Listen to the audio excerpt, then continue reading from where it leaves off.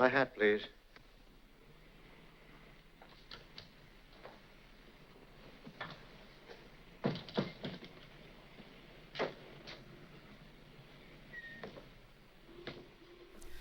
The image of the window display is one that Fritz Lang has used before. His first 3 Hollywood films, Fury, You Only Live Once, and You and Me, were made during the Depression, and they all contain scenes with window displays, with characters, usually young lovers, gazing longingly at what's on display, and perhaps dreaming of a time when they'll be able to settle down, make a home, and acquire what's in that shop window. Although society has other plans for them. And then a few years later, what's interesting in this film is that the merchandise, the object in the shop window, has now turned into a woman, literally objectified. I couldn't have drunk that much. You did pose for it, didn't you? The general critical line on Lang for decades has been that the great enduring theme of his movies is fate. But a few years ago, the scholar Tom Gunning wrote an amazing substantive book on Lang's films. And in this book, Gunning talks about Lang's films in terms of what he calls the destiny machine. So rather than pointing to some abstract fate, Gunning's idea of the destiny machine is very materialist and grounded in a particular historical moment, which is this moment of modernity. And so, for Gunning, Lang's destiny machine is this vast, elaborate system, society itself, organized as a machine, this giant apparatus that reaches into every aspect of human and social life through mechanisms like constant watching and observing, and through advancements in science and technology. Oh. How did you find? Have you seen the early editions? No. Your picture's in the Times. Congratulations.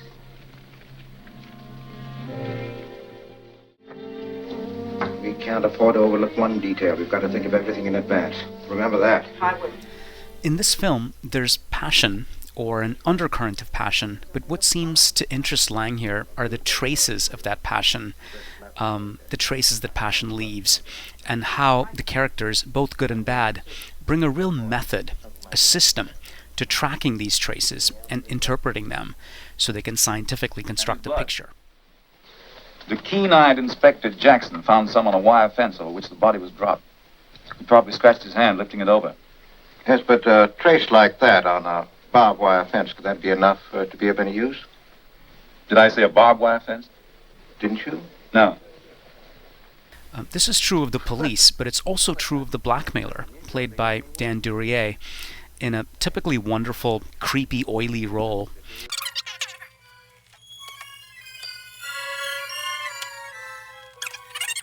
He conducts an examination of Alice, Joan Bennett's apartment, that is so methodical, almost fetishistically careful and thorough, no less precise than a forensics expert would, until he finds what he's looking for.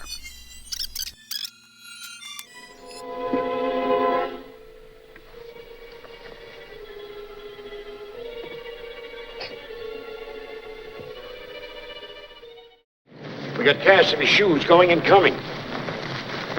Richard! What? You going to be the guide? When you're trying to think of directors with a sense of humor, Fritz Lang may not be the first one to leap to mind. Straight as an arrow. Professor, eh? Say, you think we'd better look into this, Mr. Laylaw?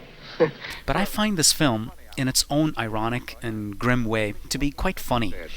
That's all right, Richard. Don't get excited. We rarely arrest people just for knowing where the body was.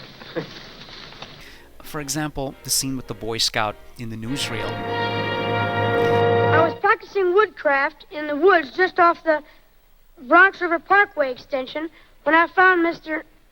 Maz's remains. No, I was not scared. A Boy Scout is never scared. If I get the reward, I will send my younger brother to some good college, and I will go to Harvard. And also the sly casting of the actress who plays the professor's wife. She looks much older than him, almost grandmotherly.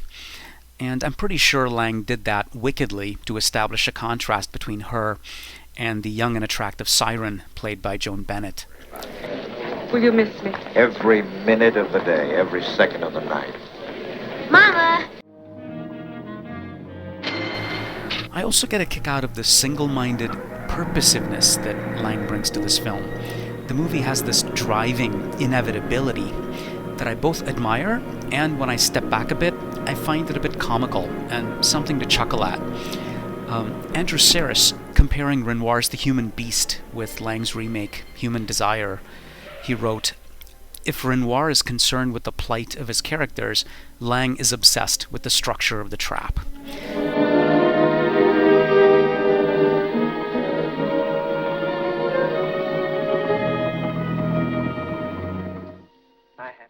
There's a small moment, it only lasts a few seconds, but it's emblematic of Lang's interest in the structure of the trap and the inevitability of destiny.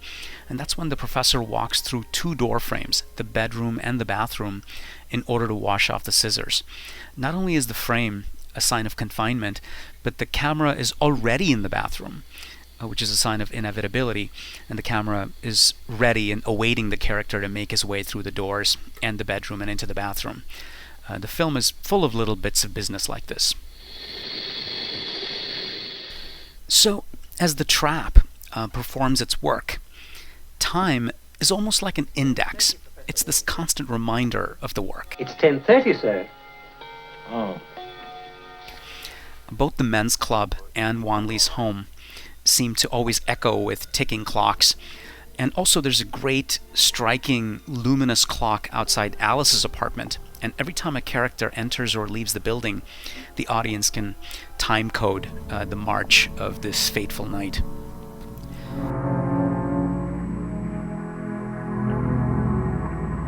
And this is where the Destiny Machine idea registers again, because Lang's films themselves are constructed with great machine-like precision, moving inexorably without lingering or detouring or following any side roads toward the fulfillment of their key theme.